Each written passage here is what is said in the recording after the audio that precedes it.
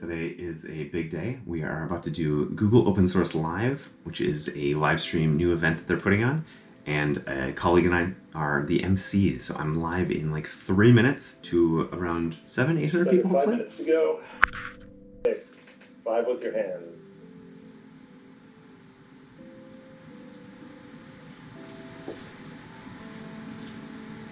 Hello everyone, and welcome to the very first Google Open Source Live.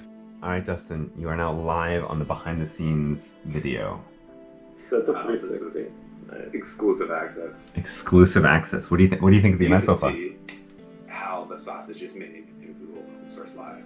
This Making is the sausage live. This is Google Open Source Sausage Live. Open sausage live. Very nice. Hello! You want to hold this? Ese es su dada.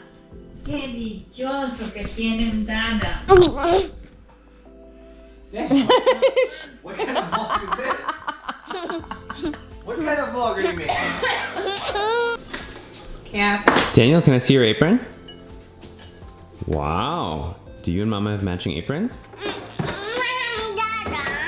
Oh, Daddy doesn't have an apron yet.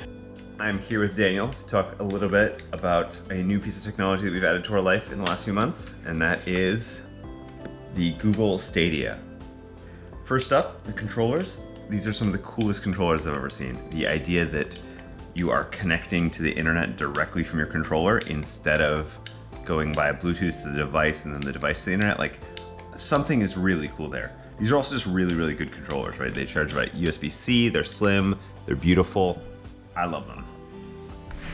Overall, I am a big fan of Stadia. I have been playing Stadia, the Founder Edition, whatever, since the day it came out, and it's overall a really, really good platform. The three things I like the most about it are, number one, the portability. The idea that I can play with a controller, I can play with my phone, I can play on my Chromebook, I can play on my desktop computer, and it's always the same game, it's always the same state. All of that is fantastic. Second, I really love this idea that like, if you're playing a multiplayer game, it's not possible to cheat anymore.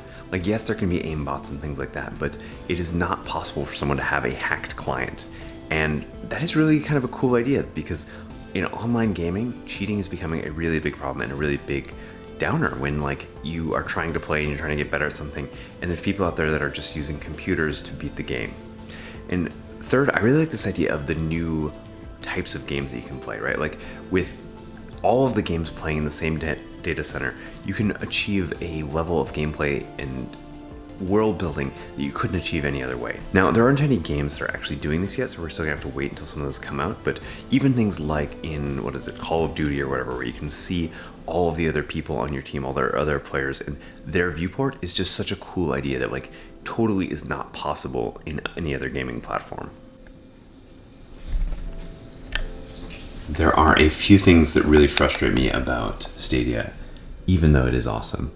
The first is the input lag. If you are not on a fantastic connection, or even if you are on a fantastic connection and it goes down temporarily, things can kind of suck, right? This is a Chromecast Ultra, right, the high end of Chromecasts, plugged directly into a 4K TV, streaming with gigabit internet, and I'm sitting here waiting. One of the ways that Stadia sells itself as being instant, but there's still like an awful lot of waiting, and that's surprising. I have even found that with games like Celeste, where the speed of your button inputs really, really, really matters, even a tiny, tiny bit of latency is kind of a killer. So the idea of using Stadia for platformers isn't the best idea. I have a ton of Stadia games that came with Stadia Pro just for subscribing, and there's a lot of gems in here. Gunsport's really cool. I just started playing Ember, and that is a fantastic game. I'm probably the worst player in Bomberman Online that you've ever seen, but there's just a lot of really interesting games, and I know that a lot of these games are on other platforms, but they weren't accessible to me or they weren't presented to me in the right way, and so I never actually tried picking them up before.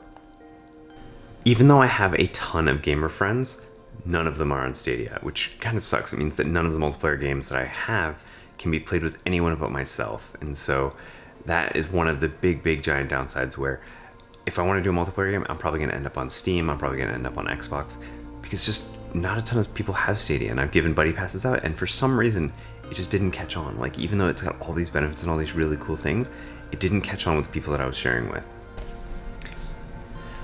Now, I am scared about a couple things. I'm scared that Stadia will go away and I'll lose all the games that I paid for. And I'm scared that the lack of crossplay, the lack of portability of my save files and all those sorts of things are gonna end up hurting me in the end, right? I spend a lot of time making sure that games that I play on my Android phone, I can sync to the same state on my desktop. Like I did that whole video about Stardew Valley. And so I've got some fears there, but the ease of Stadia and the fact that they just keep giving me games and like keep enriching my library more and more and more means that I keep coming back to Stadia more than I'm playing my Xbox, almost more than I play Steam, although Steam has games like Factorio and RimWorld, so I'm probably never going to give Steam up.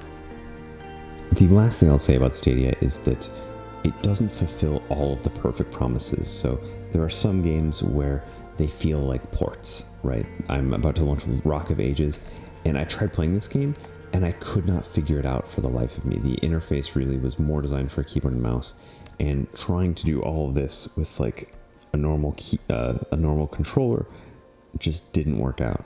Stadia also claims to get rid of load times, and that's totally true when it comes to downloads, updates, installs, those sorts of things, but you're still gonna sit there waiting at all of the brand, all of the marketing, all of the loading screens, and that's just frustrating. Like, great, it has an autosave feature.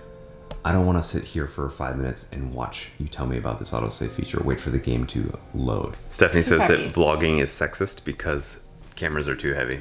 You don't have to use a big fancy camera like this. No, I'll stick to my Sony. Thank you very much. Did you see the S5 that just was announced? It looks pretty good. It's kind of like a spiritual successor to the GH5, which I loved. No. It's like almost midnight, and we just played 2 more games of Ascension, and Stephanie trounced me completely both times. So I think it's time for bed. Good night.